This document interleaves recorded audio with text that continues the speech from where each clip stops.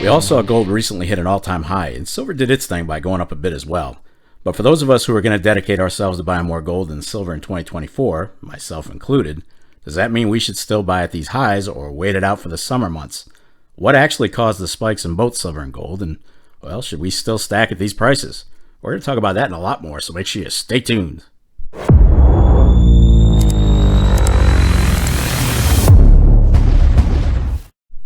YouTube, what's going on? Hope everyone's doing well and that you've had a fantastic week. I'd also like to take a second to thank you for being here with me today. Your support has been amazing, which of course makes you guys a part of the best damn community here on YouTube, without a doubt. You've all helped this little channel grow, and it means more than you know. So today, we're going to talk about a few factors that cause the price of gold and silver to take a jump, and a really nice one for gold, by the way. Another all-time high.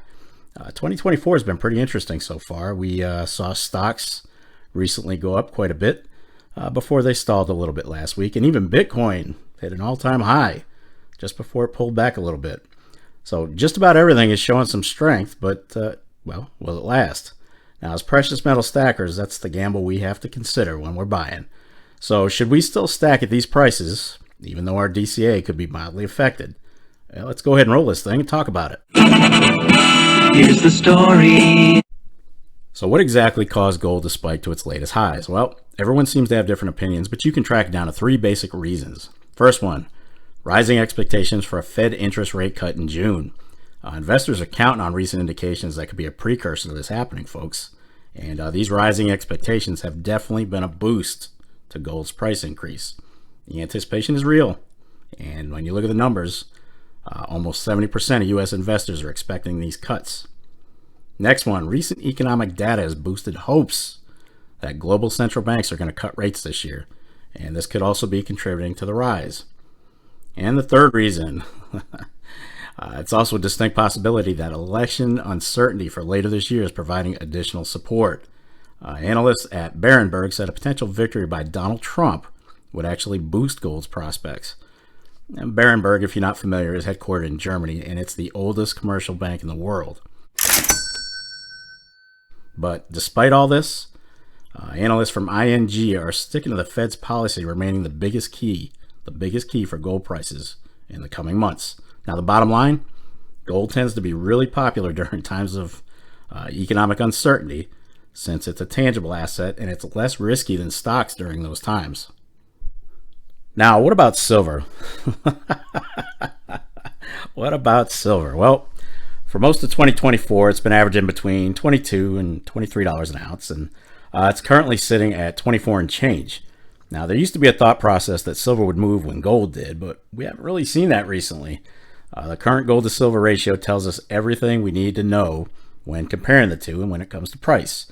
And right now, that ratio is hovering at almost 90 to 1, so not a great time to trim your excess silver for gold. You're definitely going to want to hold off until that ratio improves, but will it? I mean, that's really going to depend on whether or not the rise in gold price is an aberration and it ends up dropping, or is gold finally at a time in the world where it's only going to increase? Now, the present jump went as high as, I think, 16% already in 2024. We don't see that big of a jump very often, so it's possible that this too shall pass, but maybe silver gets some traction in the meantime. We'll see. Now, all told, gold has the jump on silver when it comes to being an asset, and investors flock to it in times of economic crises. It's just how it works. Many consider gold to be a safe haven and a hedge against inflation, and those attributes rarely apply to silver, since its value is pretty much predicated on its industrial use. Now, some will consider it a hedge, silver, but I look at my silver as more of a savings account that'll hold its value over a declining dollar and be worth more than my cash would have been had I just stashed cash instead of silver. I let my other investments make my profits. My silver is not for profit. Too many people jump into silver without ever doing the research. They just see it as, hey, it's a precious metal. Ooh. And to them, precious metal translates into value, which translates into cashing in for a profit down the road. For those of us in the know with silver, we know that it's just not the case. Remember my slogan, don't invest in silver, save in silver. And if you're new to stacking it, this mantra can save you a huge headache, a little bit of stress, and a ton of money if you're thinking about getting into it to turn a quick profit. That don't work. There's no way out of this one. So gold aside, have you still been stacking silver after it crossed over the $24 or $25 range?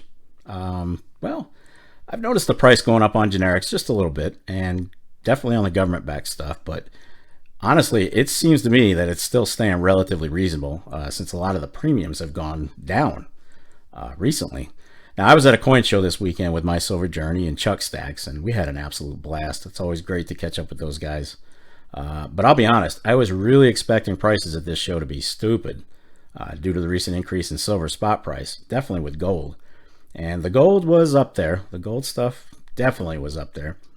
But I have to say, on the silver, the prices only went up a little bit, and there were plenty of great deals to be had once you avoided the dealers with the galactically stupid prices.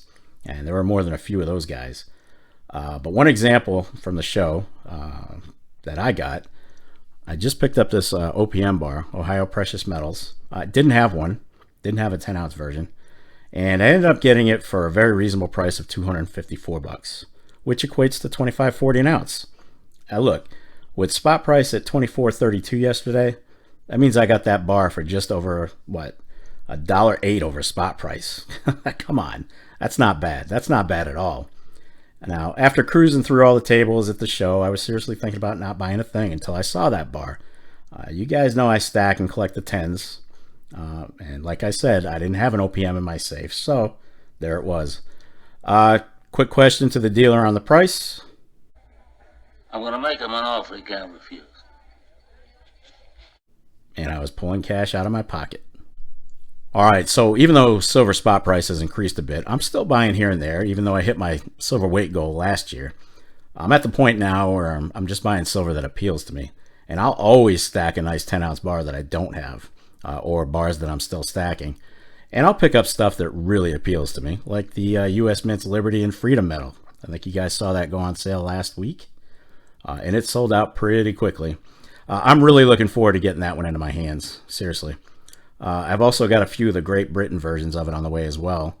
And I'll probably end up stacking a tube of those and calling it a day. They're just so unique, you know? I'm thinking they'll at least easily hold value over the years. But the US Mint's version was limited to 75K. And it's sold out. Like I said, it sold out pretty damn quickly. So I'm guessing that one's going to easily gain some value. It's already being pre-sold for stupid profits on eBay. But when it comes to gold, well, even though I was dedicating this year to buying more gold, I'm in hold mode. I kind of want to see how the price moves in the summer months before I commit to buying it again. Like I said, this was supposed to be a gold year for me, but I'm also willing to show some patience before jumping into all-time high prices for buying. I like to buy gold, but I don't need it at the all-time highs. Now, as for silver, well, the Silver Institute is estimating the demand for silver to be around 1.2 billion ounces this year. And that would be the second highest level in recorded history. That's a lot of silver. And that translates to a circle of investment groups setting 2024 silver price anywhere from, well, the high, anywhere from $27 to $34 an ounce. Yeah, take that for what you will. Being that we haven't hit $30 an ounce in, 11 years? I'll believe that when I see it. I'm thinking of high of 27 to 29 sounds about right, but what do I know? What do any of us know? All right. There you have it. Are you guys still finding good values on silver and gold, or are you holding off a bit? Be sure to leave your thoughts in the comments down below and let me know how you're navigating the new gold and silver prices. I love going through them, so make sure you sound off. That's going to wrap it up for this episode of the Silver and Gold Stack Attack. If you made it this far, well, kudos to you. I'll definitely catch up with you in the next episode. But in the meantime, oh yeah, you know what's up. What do you want to do with your life? I want to stack.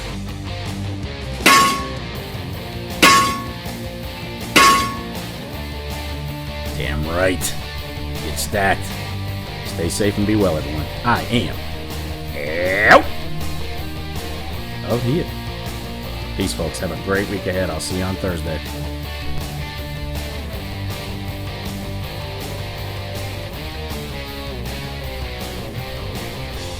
You still here? It's over. Go home.